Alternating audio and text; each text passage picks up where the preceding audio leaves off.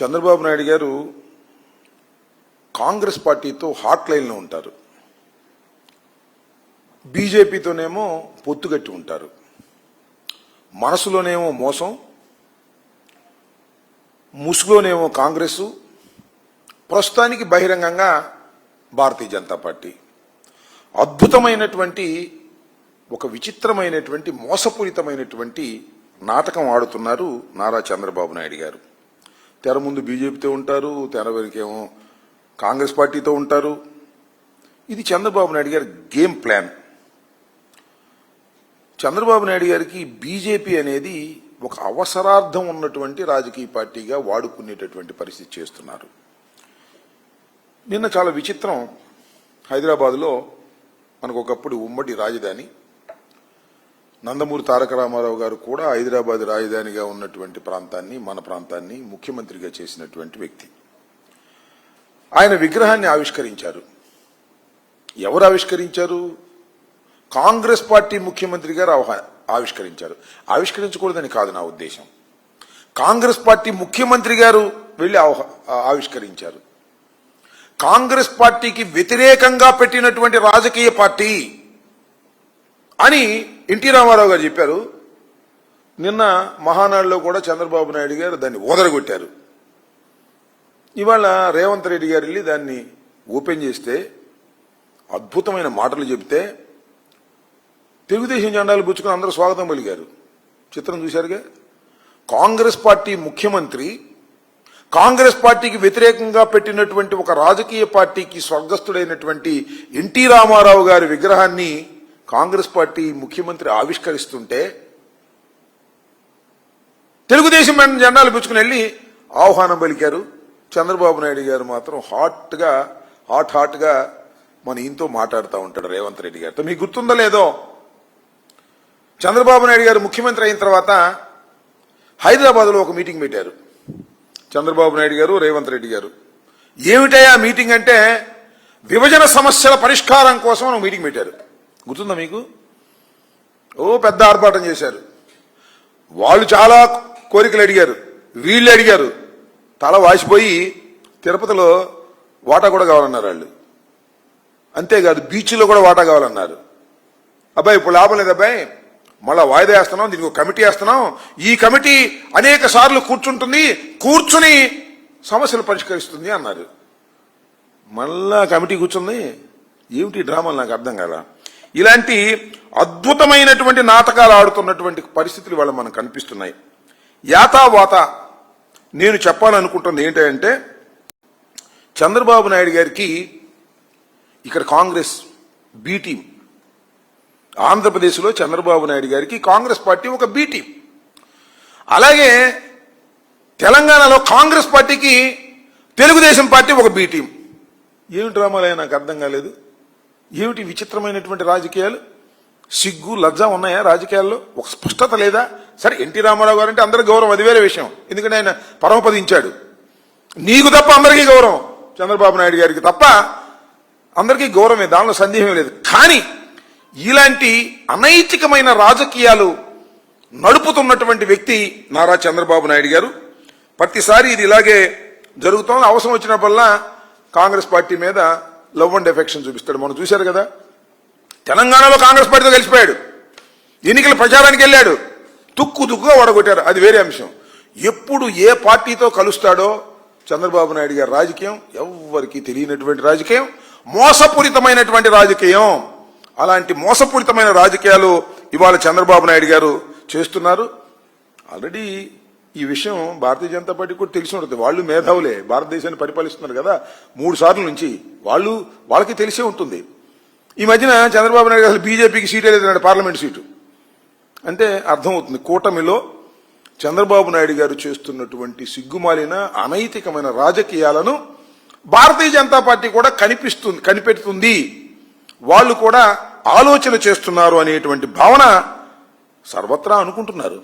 ఇప్పుడు ఏం జరిగిందో తెలియదు. చంద్రబాబు నాయుడు గారు ఎప్పుడు ఏ పార్టీతో జత కడతాడో, ఏ పార్టీకి వెన్నుపోటు పొడుస్తాడో, ఏ పార్టీని వదిలేస్తాడో అనేది మనం చిన్నప్పటి నుంచి చూస్తున్నాం. మా చిన్నప్పటి నుంచి కాంగ్రెస్తో, సిపిఐతో, సిపిఎంతో, బీజేపీతో, పవన్ కళ్యాణ్తో, ఒక్క వైఎస్ఆర్ కాంగ్రెస్ పార్టీతో తప్ప అన్ని పార్టీలతోనూ కలిసినటువంటి మేధావి, మోసగాడు.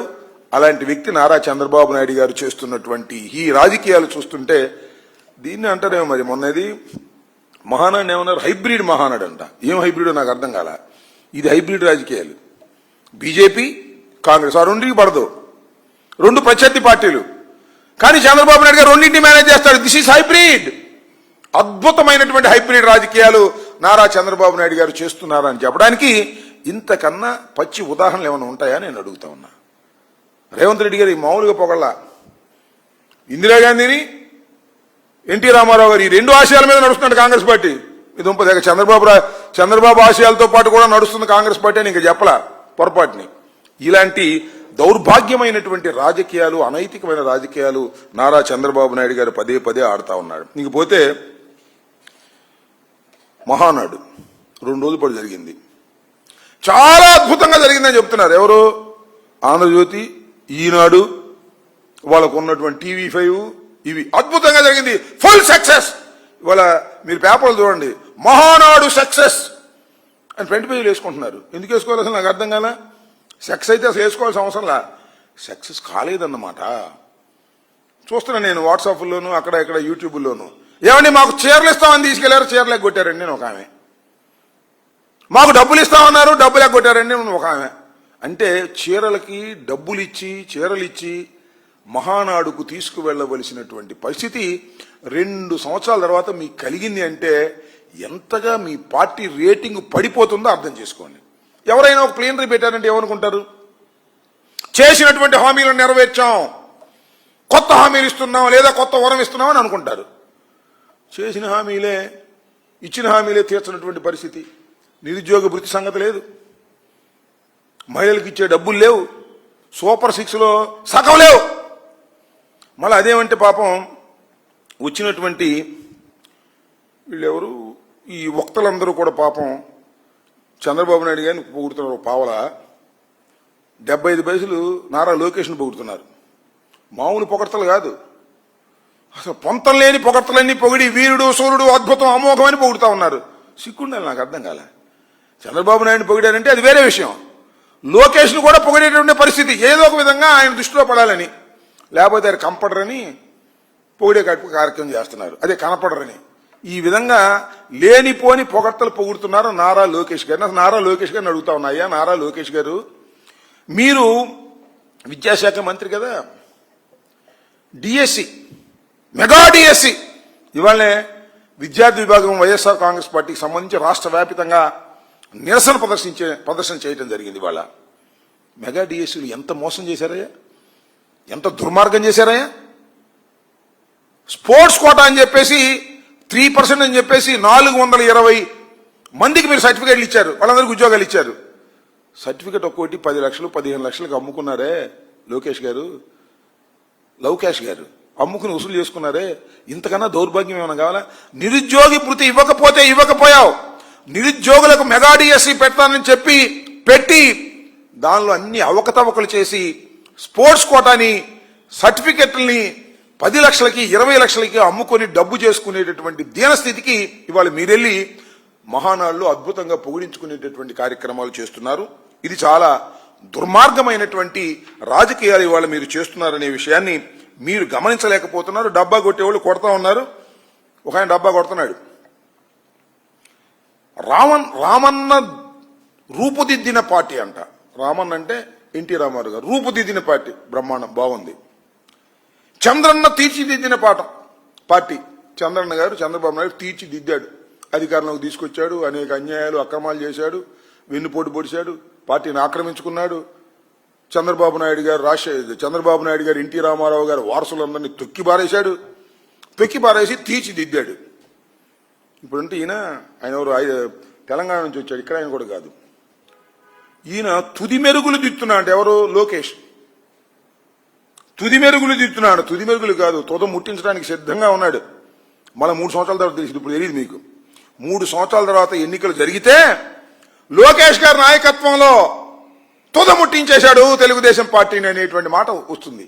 ఎందుకంటే పచ్చ సైన్యం, మా పచ్చ సైన్యం అంటాడు. పచ్చ సైన్యం ఇటువరకేమో, ఆ పచ్చ సైన్యానికి ఒక పిచ్చి లీడర్ దొరికాడు, ఆయనే లోకేష్ బాబు గారు. ఆ లోకేష్ బాబు గారు దీన్ని సర్వనాశనం చేసేంత వరకు వదలడు అనేటువంటి భావన ప్రజల్లో, ముఖ్యంగా తెలుగుదేశం పార్టీ వాళ్ళనే కలుగుతుంది. నాలో కాదు, మాకు కాదు, తెలుగుదేశం పార్టీలో సీనియర్స్ అందరూ కూడా ఈ ముద్దబ్బాయిని తీసుకొచ్చి ఇక్కడ అధికారం ఇవ్వాలని ప్రయత్నం చేస్తున్నాడు నారా చంద్రబాబు నాయుడు గారు కొడుకు మీద ప్రేమతో. ఇతనికి పొట్టకోసిన అచ్చరం ముక్క లేదు, ఊరినే డబాయింపు సెక్షన్ నుండి బతుకుతున్నాడు అనేటువంటి భావన కలుగుతా ఉంది. కాకపోతే వచ్చే 3 సంవత్సరాల తర్వాత తెలుగుదేశాన్ని తుదముట్టించేటటువంటి కార్యక్రమం చేయడానికి నారా లోకేష్ గారు సిద్ధంగా ఉన్నాడనేది నేను ప్రత్యేకంగా చెప్పాల్సిన అవసరం లేదు. ఇకపోతే రోజు ఇదే భజన, ఎక్కడ పట్టుకుని ఇదే భజన. గొడ్డలి పార్టీ, పలుగు పార్టీ, పార పార్టీ, ఏదో ఒక విధంగా వైఎస్ఆర్ కాంగ్రెస్ పార్టీ మీద ఒక విధ్వంసకరమైన రాజకీయ పార్టీ అని ముద్ర వేయాలని తాపత్రయపడిపోతున్నారు బాబు కొడుకులు ఇద్దరు కూడా. అసలు మీ బతుకేంటి, మీ వ్యవహారం ఏంటి అని అడుగుతా ఉన్నాను నేను. మీ బతుకేంటి, అసలు మీ వ్యవహారం ఏంటి బాబు కొడుకులు ఇద్దరిది? అసలు నువ్వు ఎక్కడున్నావు, ఎప్పుడు ఇచ్చావు రాజకీయాల్లోకి, ఎంత దుర్మార్గాలు చేసావు రాజకీయాల్లో? నేను మనవి చేస్తున్నా, ఇందాక ఒక ఆయన మాట్లాడుతున్నాడు, ఎన్టీ రామారావు గారు పార్టీ పెట్టినప్పుడంట రంగులేసుకునేవాడికి పార్టీ ఎందుకు అన్నారంట. అప్పుడు 1983లో. నిజమే అన్నమాట. ఆ రంగులేసుకునేవాడికి పార్టీ ఎందుకు అన్నవాళ్లే ఎన్టీ రామారావు గారు అధికారంలోకి వచ్చిన తర్వాత ఆ పార్టీలో చేరారు, గతి లేక అన్నారు. నాకు ఖచ్చితంగా నాకు గుర్తొచ్చింది నారా చంద్రబాబు నాయుడు గారు. నారా చంద్రబాబు నాయుడు గారు ఎన్టీ రామారావు గారు 1983లో రాజకీయ పార్టీ పెట్టినప్పుడు ఎక్కడున్నాడు? అయ్యా లోకేష్, మీ నాన్న ఎక్కడున్నాడని అడుగుతా ఉన్నా.